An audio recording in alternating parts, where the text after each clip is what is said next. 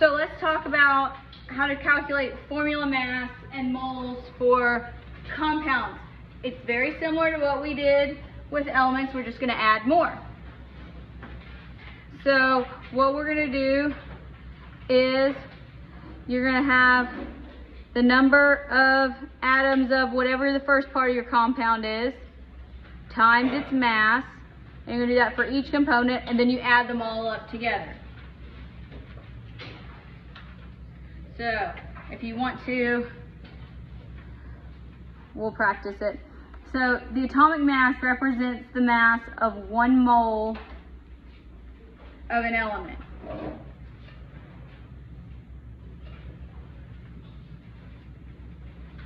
It's usually the number that is below the element symbol on the periodic table. And if it's not directly below, it's going to be the number that has all the decimals. So here is the process, because I like lists. So what you're going to do is you are going to obtain the atomic mass, or if you call it molar mass, that's okay too, of each element using your periodic table.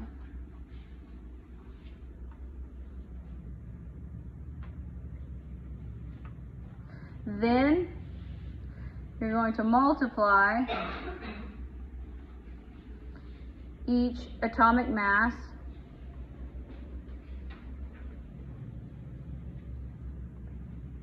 by the number of moles, which is going to be the subscript,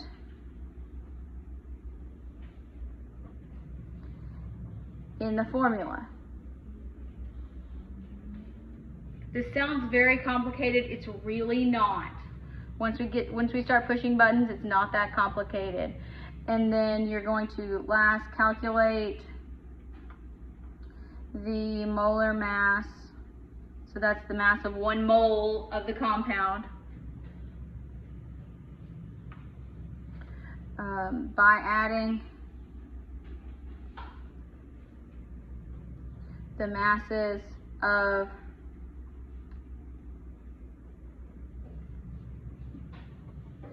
each element. So you're going to add them all up together.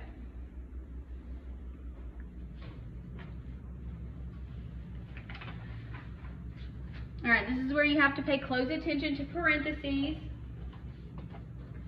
Use your periodic table. Now, depending on how you round, your number may be slightly different than mine. It's probably okay as long as it's close.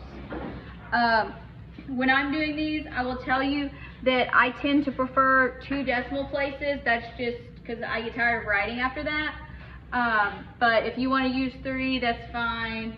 A lot of simple periodic tables only give you 2 decimal places anyway. So it doesn't really matter. So how are we going to find the molar mass for, this is iron 3 oxide. Practice saying the names of these as you, so first thing we're going to do is we're going to find iron on the periodic table.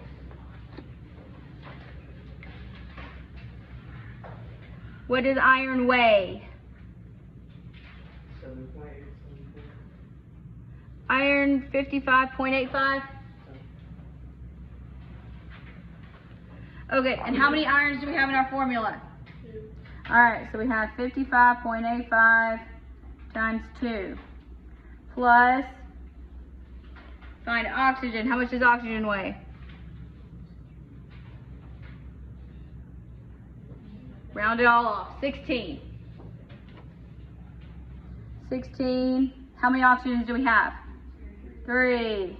Then you just add them together. Times 2 plus 16 times 3. So we should get somewhere around 159.7. 159.7. Now, you have to have units here, because units are our friends, and we're going to need this in calculations, so we have to know where to put stuff. So 159.7 grams per mole. Those are the units for molar mass. Just like they are for atomic mass. You get a number off the periodic table, grams per mole. I don't know what that polyatomic ion is. It's potassium something. Alright, so now here we have 4 different elements. So you just find them on the periodic table. How much does potassium weigh? 39.1, that works. 39.1, how many potassiums are there? 1, so you don't have to put the 1 if you don't want to. Carbon, up here, 12.01. There are 4 of them. Hydrogen, 1.01. There are 5 of them. Oxygen, 16, 6 of them. Okay.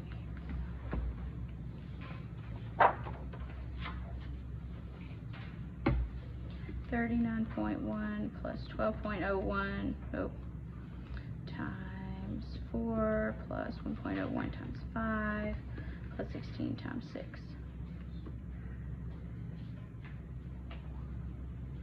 And I got 188.19. Practice doing this on your calculator. 188.19 units are grams per mole.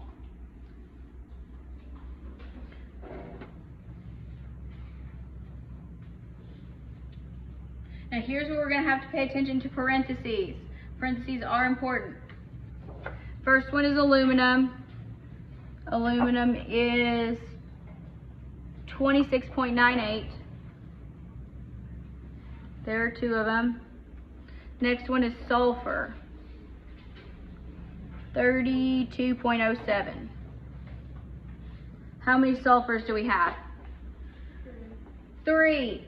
We have 3 because every sulfate polyatomic ion has 1 sulfur, but we have 3 of them, so that becomes 3. So you have to multiply. It's just distributive property, if you prefer it that way.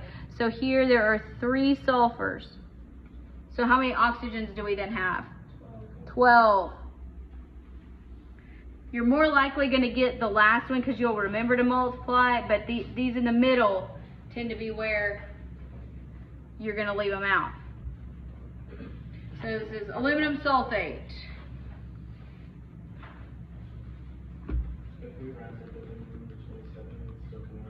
It's going to be fine, yeah.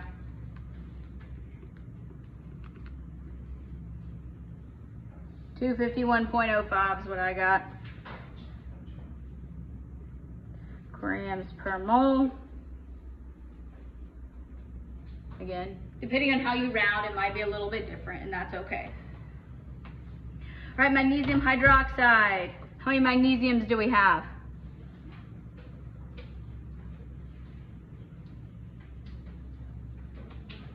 Just 1. How many oxygens do we have? 2. How many hydrogens do we have? 2. So pay attention to the parentheses there. All right.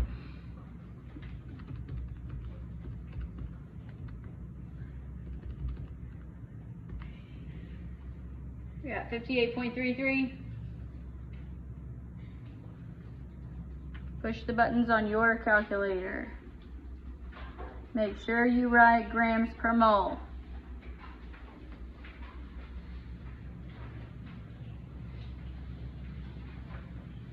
And we're done, turn the page. All right. So now we're going to calculate how many moles we have. So in order to do this, I'm going to give you a substance. We're going to have to find the molar mass, and then we're going to have to use the molar mass as a conversion factor. So the first one's kind of given. So if you just have 50 grams of silver, that's its molar mass. So I'm going to do it. Start with what I know. This is a conversion factor. If you don't believe it, check it on the periodic table.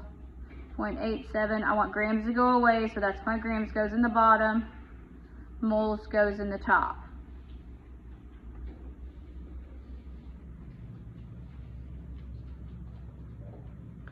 So then we have 50, 107.87.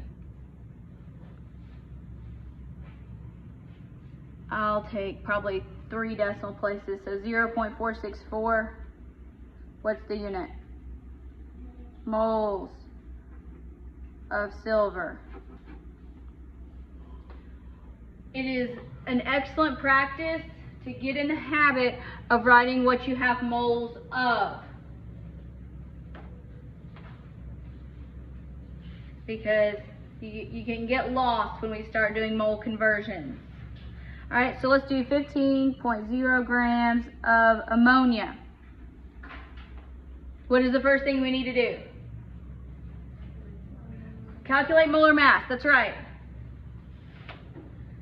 So using the periodic table. Does anybody do it like this? Did anybody learn how to do it that way? Okay, then we won't do that. It is okay if you do. All right, so nitrogen 14.01. Who has a molar mass for ammonia?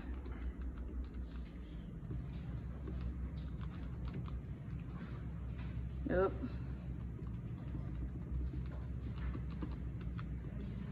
$17.04, yes.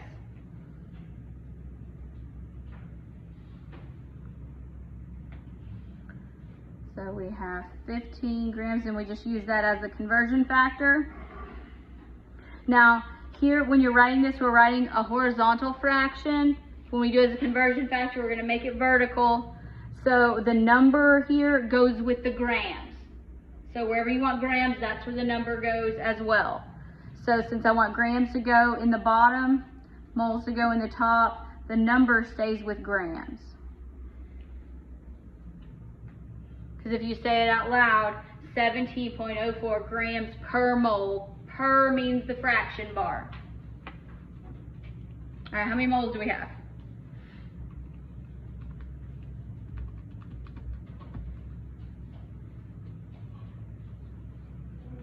A 0.880 moles in H3.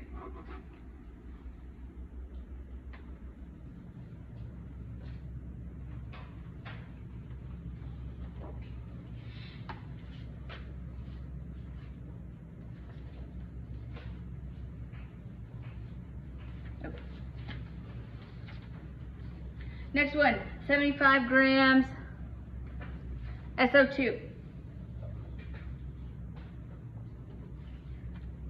So let's get our molar mass.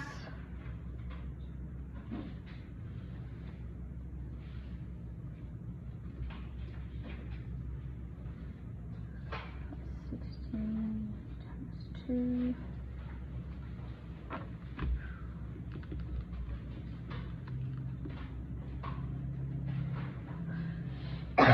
I got 64.07, somewhere around that.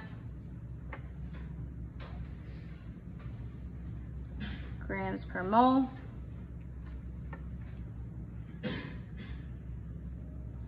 Grams SO2. Get in the habit of writing what your substance is.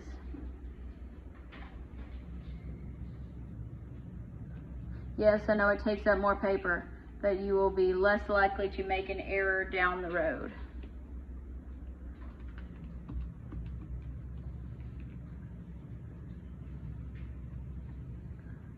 I got 1.171, somewhere around there.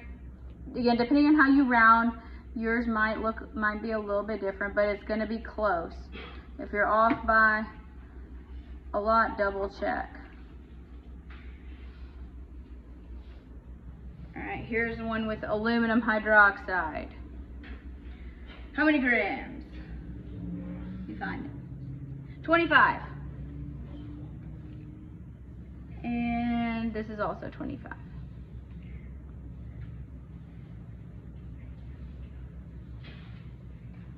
All right, now, I'm going to temporarily turn the projector off, work through these, and then I'll turn it back on and we'll see if we get the same answer, okay? You can do this. It's low stakes.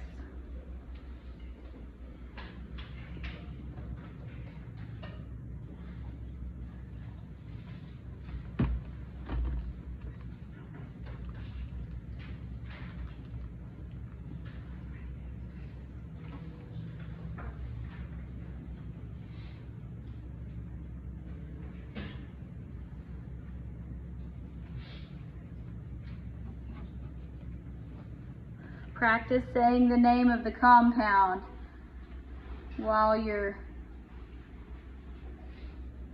working these.